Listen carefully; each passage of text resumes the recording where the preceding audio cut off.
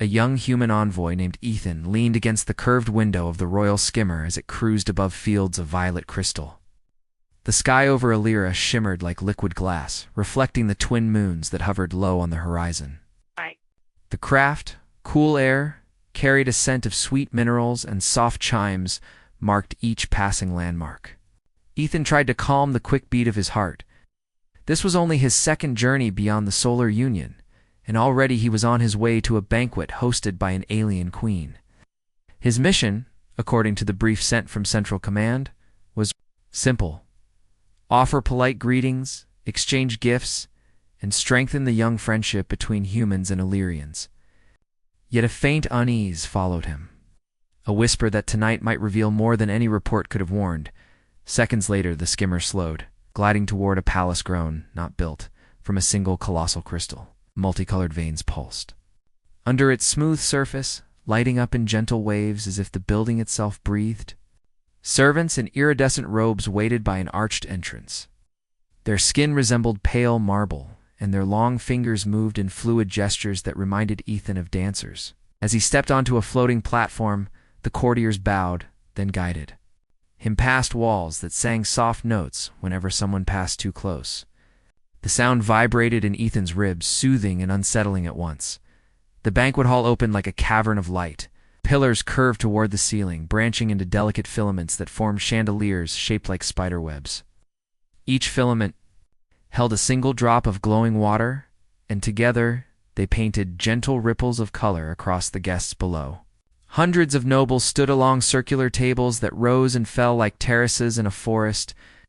Every face turned toward Ethan the moment his leather boots touched the glittering floor. He felt each gaze like a spotlight, but he forced himself to keep steady breaths, remembering the advice of Ambassador Gupta: smile kindly, meet eyes, and never act surprised by anything that moves. An usher guided Ethan to a pedestal table near the center. A translucent goblet of fizzy amber liquid waited beside a platter of fruit that resembled tiny suns. He tasted one, and a burst of tart sweetness filled his mouth, then cooled into mint.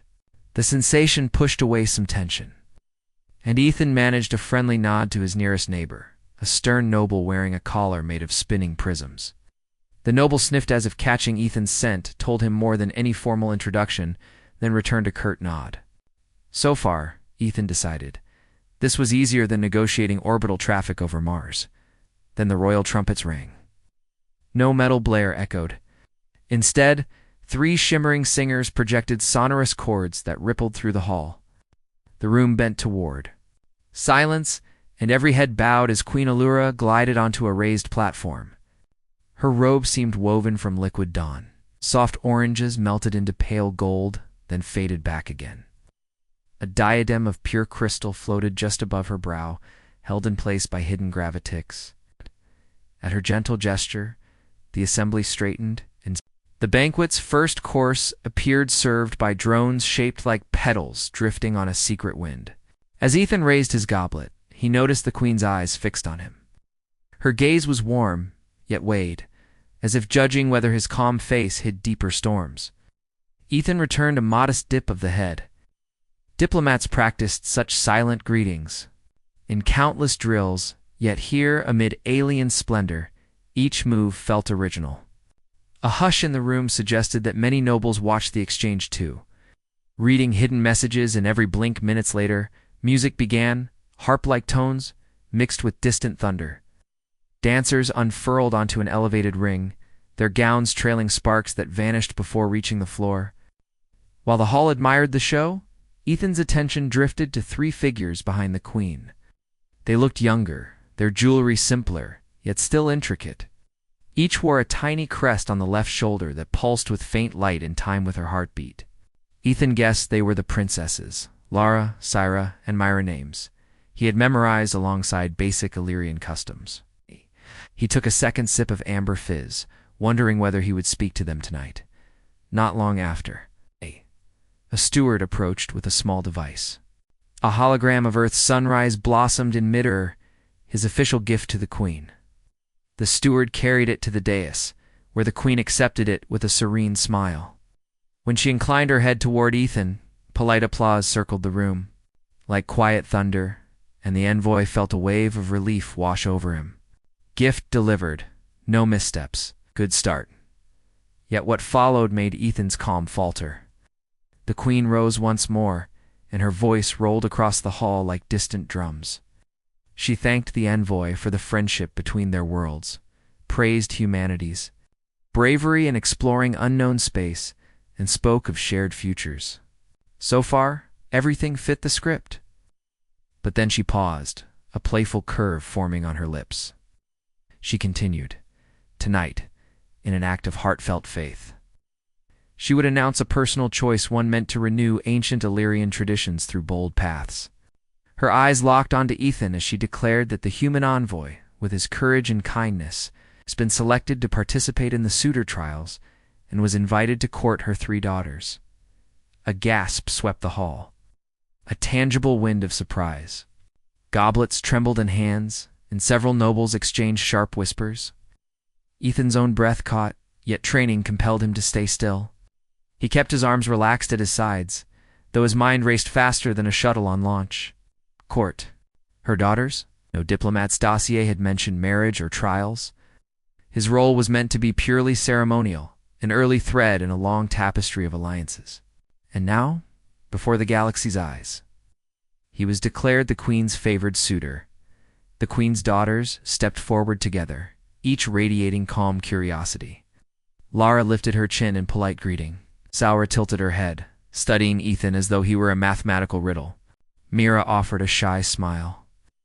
The hall burst into applause, but the sound felt distant to Ethan, whose pulse pounded in his ears. He managed a respectful bow, keeping his voice steady when the queen asked for his acceptance of the honor.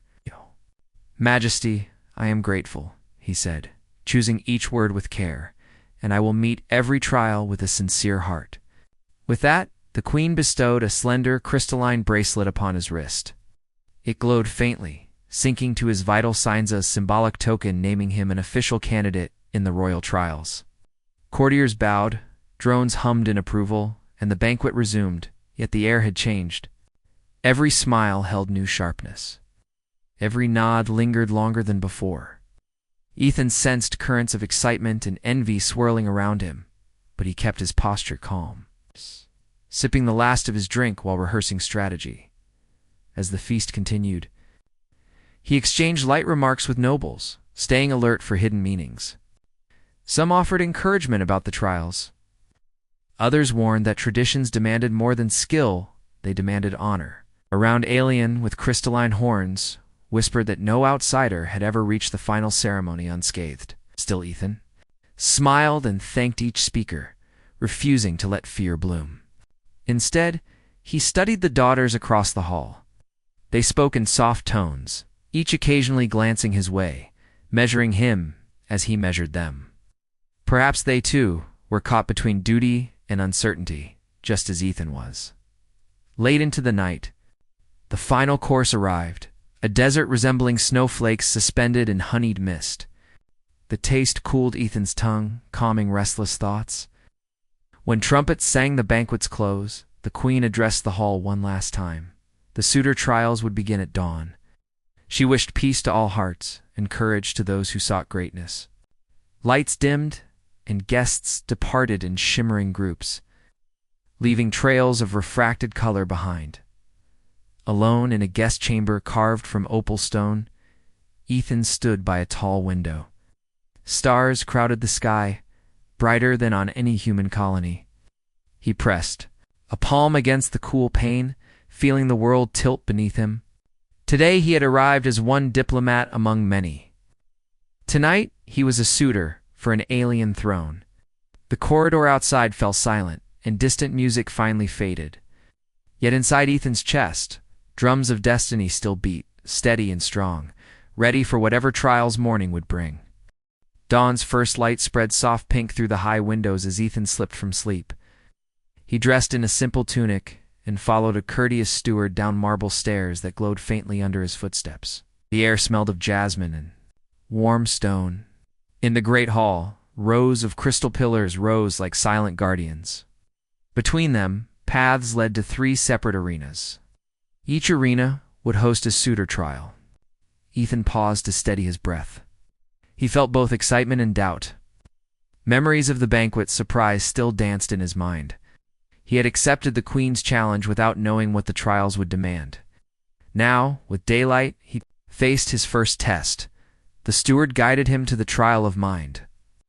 A circular chamber opened before him, its walls lined with shimmering glyphs that pulsed in time with his heartbeat. At the center stood a low pedestal holding a single black crystal sphere. Next to it lay a piece of blank parchment and a stylus. "Made of silver metal," Stewart explained in calm tones. "Solve the crystal puzzle, then record your solution clearly.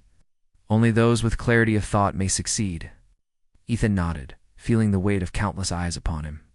Through a narrow arch, the princesses watched from above, their faces unreadable. Ethan stepped forward. As he reached for the crystal sphere, the glyphs flared, and the room hummed. The sphere fractured into many floating shards, each glowing with arcane symbols. Ethan recalled ancient patterns he learned in his studies, patterns that humans called fractals. He touched the nearest shard, and it shifted shape, aligning with a symbol on the wall. A beam of light traced a path from that symbol to another. Ethan sensed that the puzzle required linking each shard to its matching symbol in the correct sequence. He took a deep breath and sketched a quick map of the chamber's layout on his parchment, marking each glyph he saw. He moved from shard to symbol, confirming each match by holding the stylus lightly against the crystal fragment. The glyphs shimmered green when correct. A few mistakes glowed red, but Ethan stayed calm. He erased errors and retraced his steps. Minutes felt like hours, but he persevered, guided by logic and patience. When the final shard clicked into place, the sphere reformed in a brilliant flash of light. The chamber fell silent, then the glyphs on the walls glowed steady white. The steward nodded in quiet approval.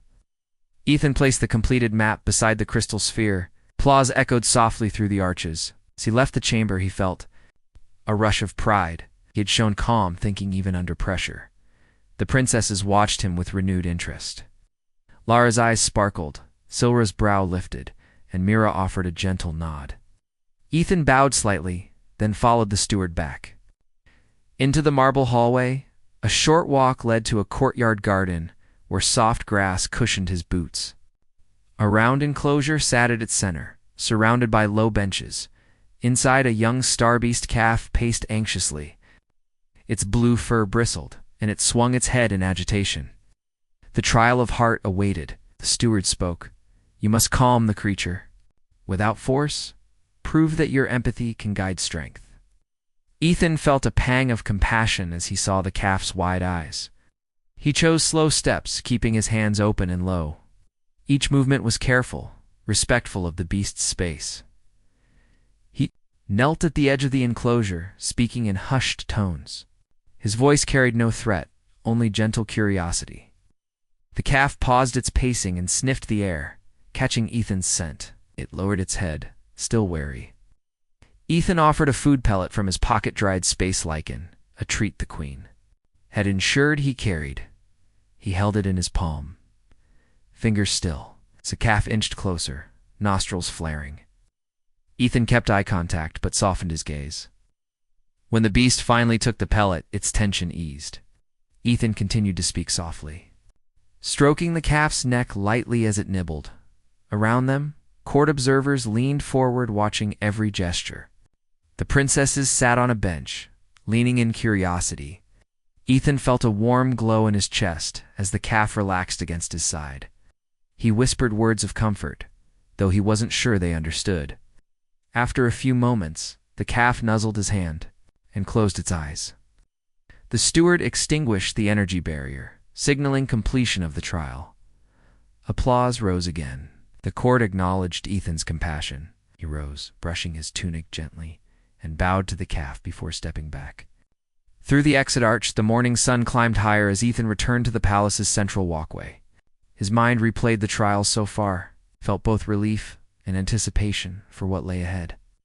The servants offered him a light meal of fruit and grain cakes, which he ate while reviewing everything he learned. Lara approached with a friendly smile. "You have a clear mind and a kind heart," she said softly. Ethan felt warmth at her words. Syra hovered nearby, her curiosity bright in her eyes. "What did you feel when the glyphs glowed?" she asked. Cavalarian tradition welcomed such questions as part of social study. Ethan answered simply, admitting he felt both challenge and calm. Myra joined them, her shy smile showing pride. They walked together toward the final trial arena. Ethan noticed the court's nobles whispering behind lacquered fans. Some nodded approval, others looked uneasy. Rivalry among Illyrian houses was subtle but fierce.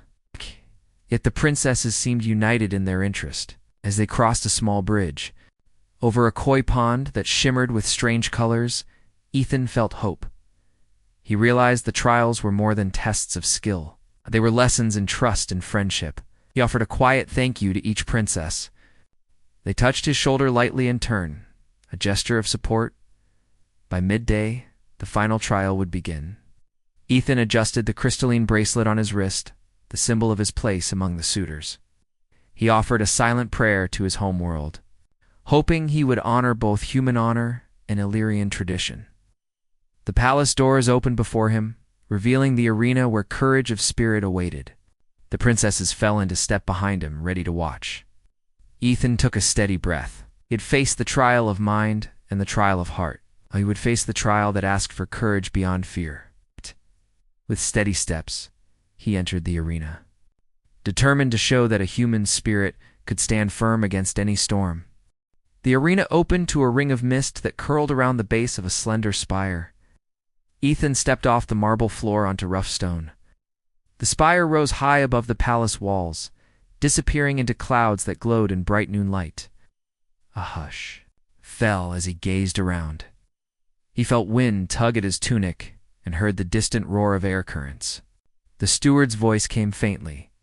"The trial of spirit tests your courage. Speak words that guide the heart. Stand firm. Speak true." Ethan nodded, though his heart pounded. This was the final test. He began to climb. Each foot had to find a narrow groove in the stone. His hands gripped edges so thin he feared they would cut unless he held carefully. The breeze grew stronger with each step. Ethan spat out fear, pushing him forward. He told himself fear was natural. He breathed in slowly and kept each move calm. When he reached the top, he found a small circular platform just wide enough for his boots. He stood tall, though the spire swayed slightly.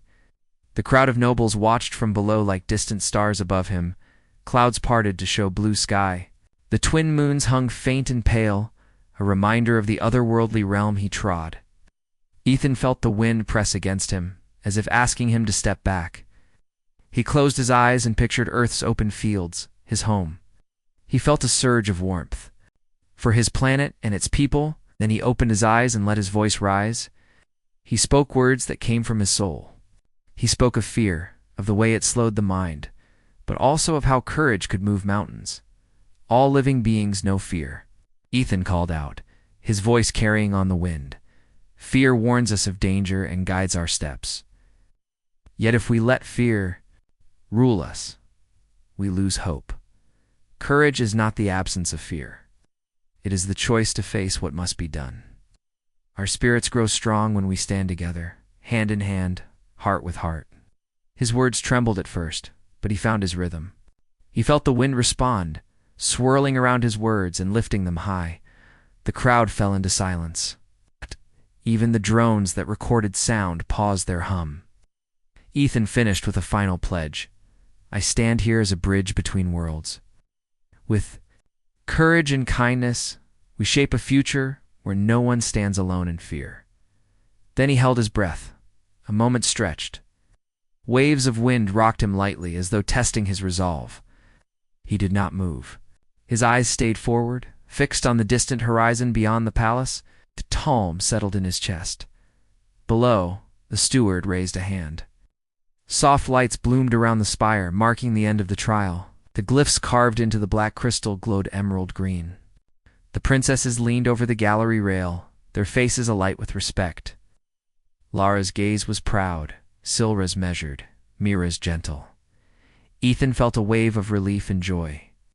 He bowed his head as the steward announced his success. Applause rolled through the courtyard, echoing off marble walls. The wind carried the sound upward, and even the clouds seemed to cheer. Ethan allowed himself a small smile as he descended. Each step felt lighter than before. He thought of the first trial, the maze of glyphs, and the second, the frightened beast. Neither challenge had tested his spirit in the way this one had. He reached the drawing room, where cushions lay on soft rugs. A servant offered him water and fresh fruit. Ethan drank slowly, tasting juice that soothed his throat. The princesses joined him in quiet conversation. Lara spoke of the judge's surprise. Syra asked about his heart. Mira touched his arm in comfort. We felt more at ease, warmed by their presence outside. Shadows had shifted as the sun moved west. Nobles gathered in the hallways to speak of Ethan's trials. Some praised his calm courage. Others questioned how a human could grasp Illyrian spirit so fully. Rumors would spread about his trials for days, yet Ethan cared most for the quiet support of the princesses. Each of them had watched him not only as a suitor, but as a friend. He offered a gentle bow to them, and they smiled in return. In that simple moment, he felt a promise form a promise of new bonds between worlds. Soon the queen would grant her final verdict. Ethan paused in a hallway lit by floating orbs. He pressed a hand to the crystal wall and closed his eyes. Felt the weight of his bracelet there, warm with his pulse. He thought of home, of people who lived under clear blue skies and walked on green fields. He thought of his family, waiting for news that could shape the future of two worlds. He whispered a silent prayer for wisdom, for kindness, and above all, for courage to guide his next steps. As dusk began to fall, he walked toward the great hall for rest before the final ceremony. His steps were steady, his spirit calm. He had faced mind, heart, and spirit, and each trial had taught him more about himself and about Illyrian ways. He felt ready for what tomorrow would hold. The quiet night air filled his lungs with promise. Stars emerged overhead, and he knew that soon he would choose a path that might shape an empire. For now, he let himself feel peace. He was a human, a suitor and a guest in a new land, and he had proven that fear need not bind him.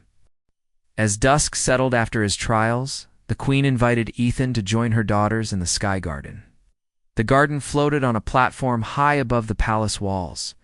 Glowing plants arched over winding paths, and soft lanterns drifted like fireflies. Ethan followed Lara, Syra, and Mira along a curved bridge. Each princess moved with grace, their robes trailing light haze.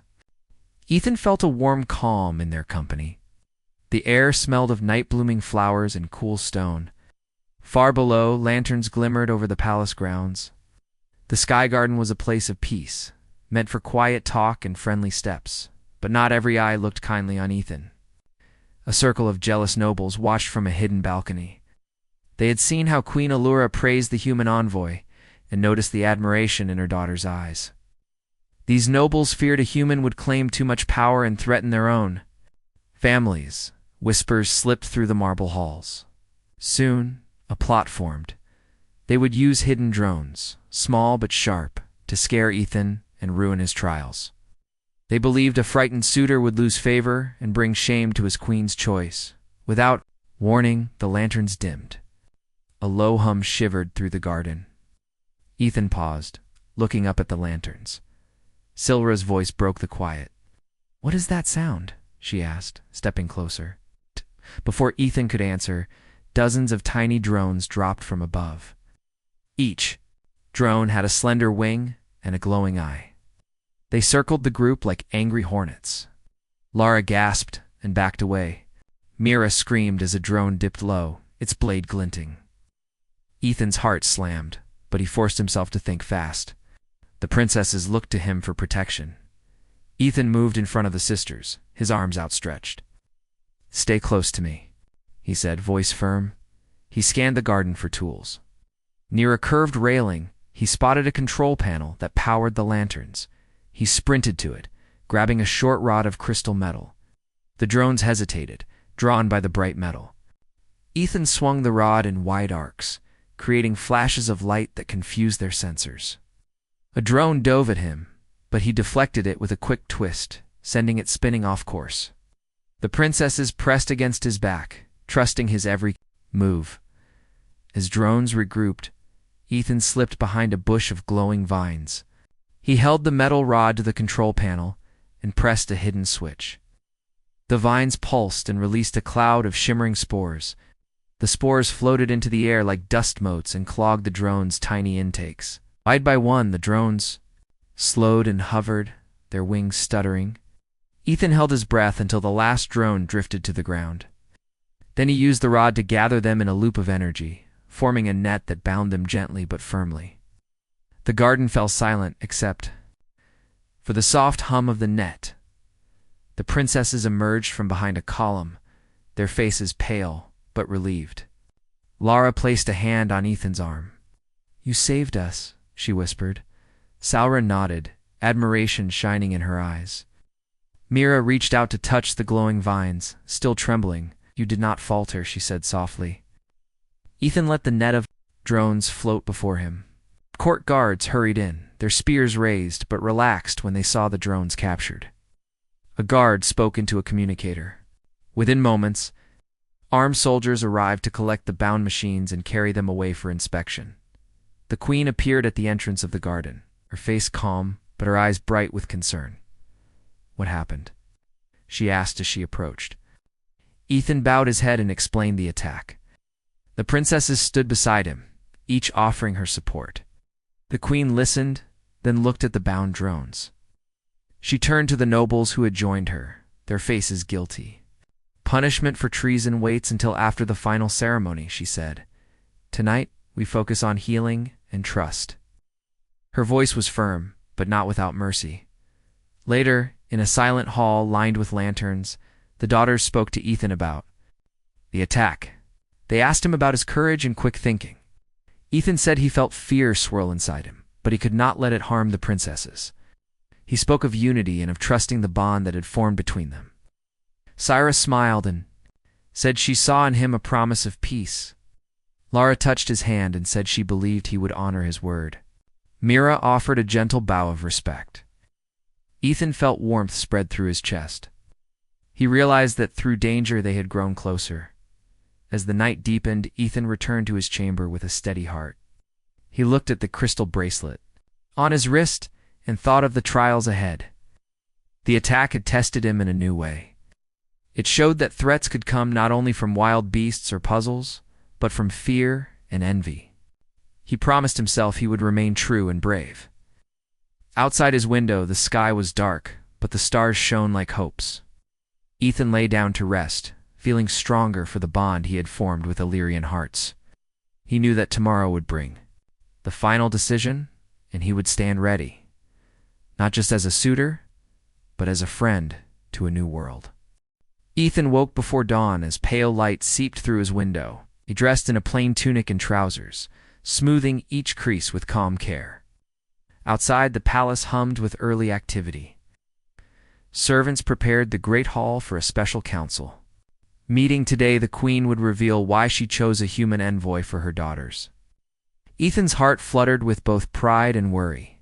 He wondered what words would guide him through this new trial of trust. He followed a steward along winding corridors lit by floating lanterns. The air smelled of jasmine tea and warm stone. Servants bowed as he passed, their eyes curious, but respectful. Ethan held his head steady, recalling his promise to honor both Illyrian tradition and human honesty. At the grand doors of the throne room, the steward paused and gestured for him to enter. Inside, pillars of crystal rose to a vaulted ceiling. Tapestries of silver and pale blue draped the walls, showing scenes of ancient Illyrian heroes in their alliances with distant worlds. A long bench of polished marble faced a raised dais where Queen Illyra sat. Behind her, Lara, Saira, and Mira stood side by side, each in a simple gown that shone softly under the lantern light. Nobles from every house filled the hall, their faces a mix of wonder and suspicion. Queen Illyra's voice rang out, gentle yet strong. "Today we gather to witness a new path for Illyria," she said. "We face threats from rivals beyond our border. Empires war over resources, and our peace stands at risk. To protect our realm, I chose a human someone from a world that faced similar trials and found new ways forward. Her gaze turned to Ethan. He stands before you not only as a suitor, but as a bridge. Now I invite him to speak of his world's lessons. A hush fell. Ethan stepped forward onto the dais, his crystal bracelet warm against his wrist. He bowed to the queen, then turned to face the assembly.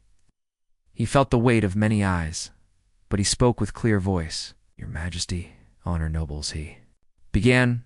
I stand here grateful for your trust. My world faced many battles in the past. Our people learned that lasting peace needs connection. Not only treaties on paper, but shared goals that bind hearts and minds. I paused, letting the words settle. In human history, merchants from distant cities formed guilds. They traded grains, metals, and ideas. When one city faced famine, others sent food without demand for profit. They saw that helping neighbors kept everyone safe. Later, scholars traveled together to learn each other's science and art. There, lanterns shone brighter when united. These acts of friendship built roads, schools, and gardens that grew in every land. A murmur passed through the nobles. Ethan continued. When humans met the Orion cluster more than a century ago, both sides feared conflict. Instead of drawing swords, they sat at a round table and listened. They agreed to share maps of safe routes through the stars and trade rare minerals. Young Orion children studied human songs, and human children learned Orion art. Their trust grew slower than a seedling, but stronger than iron. He straightened, catching the eye of Queen Allura, then looked at the princesses. I offer you the same path. Let our worlds learn from each other. Let us build an academy where Illyrian and human students walk side by side. Let us share medicine, farming methods, and art. When troubles rise, we will solve them together. This is not the end of our trials, but the start of our true work peace through friendship. Silence reigned as Ethan finished. Then Lara stepped forward, her voice soft but sure. Your words honor our home and give us hope. Syra followed. Your honesty reminds us that courage alone cannot hold peace, but trust can. Myra added, your kindness shows me the strength of gentle hearts. The princesses bowed together, a gesture that bound Illyrian grace with human sincerity. The nobles whispered among themselves. Some faces shone with approval. A tall noble with a collar of spinning prisms rose and said, your speech carries wisdom. I see Illyria's future in your vision. Another noble, older and stern, frowned, but did not speak against him. The queen raised her hand, stilling the hall. Today, Ethan has shown more than skill in trials. He has shown wisdom in words, she said. I trust his heart to guide my daughters in this realm. Let us move forward together. Trumpets sounded soft notes as servants brought forward trays of sweet fruits and colored Illyrian wines. Nobles rose, offering respectful bows to Ethan. He accepted each with calm gratitude, his mind full of the promise to build bridges between worlds. Later that evening, Ethan walked through the palace gardens with the princesses. Lanterns drifted, like fireflies among silver blossoms. Lara spoke of new schools under Illyria's moons. Syra sketched plans for shared ships to explore safe trade routes. Mira collected petals that glowed in her palm.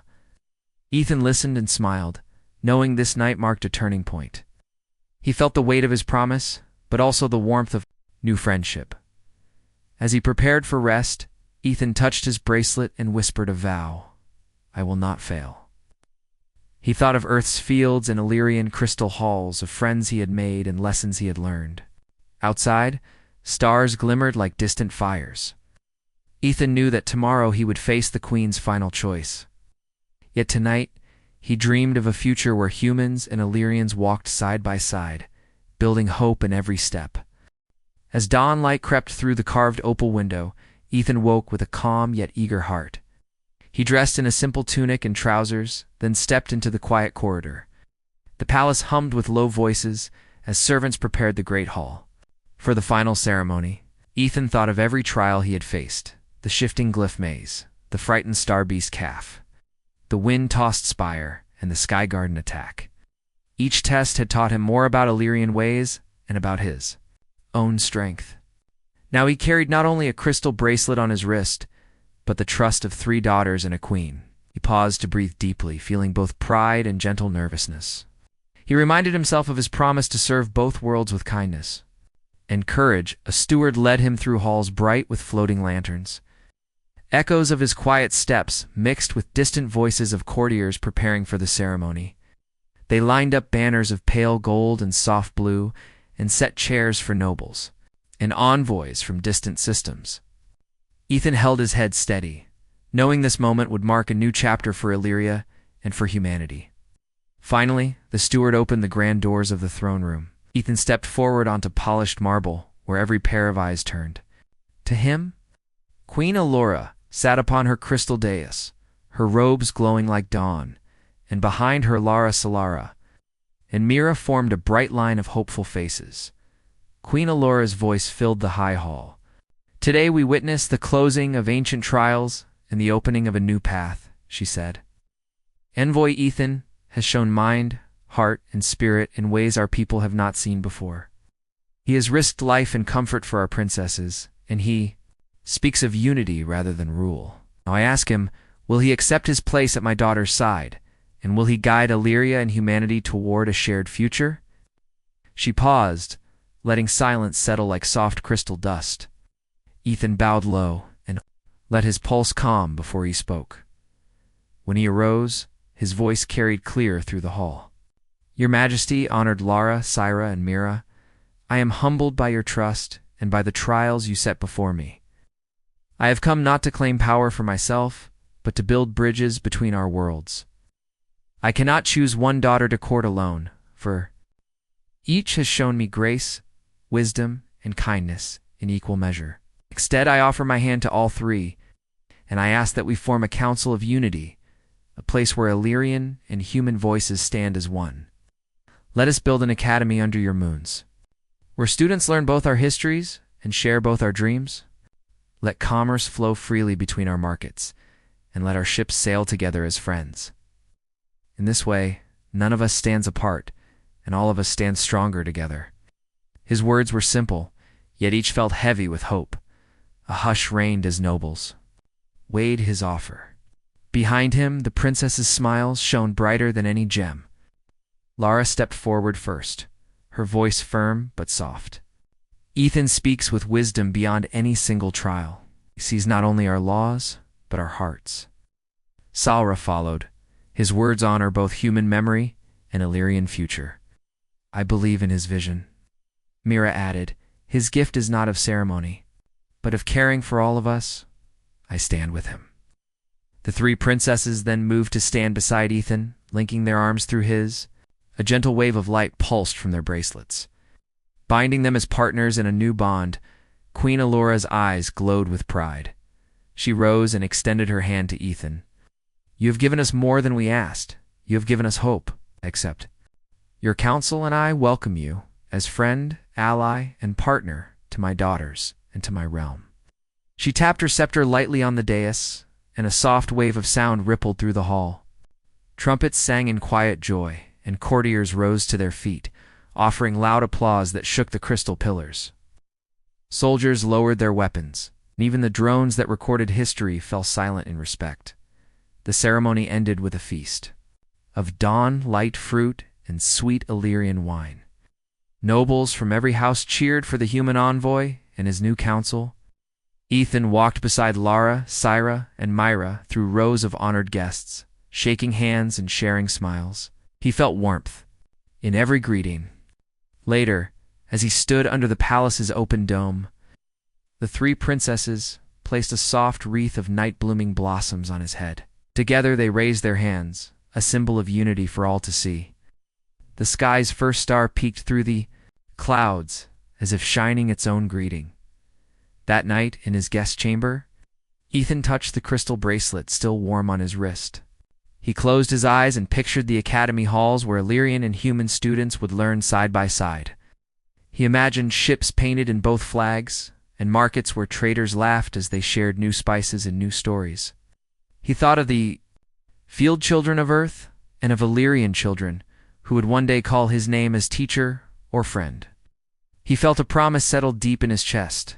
to nurture every lesson he had learned here, to honor every bond he had formed outside Illyrius. Twin moons glowed on violet fields of crystal. A soft breeze carried the scent of night-blooming jasmine and the distant sound of celebration. Ethan lay back on his pillows, peaceful at last. He had arrived a simple envoy, and now he would leave an appointed friend to a queen's daughters, and a world waiting to grow. Sleep came easy, as stars watched over him, and in his dreams, he walked between two worlds that had joined as one.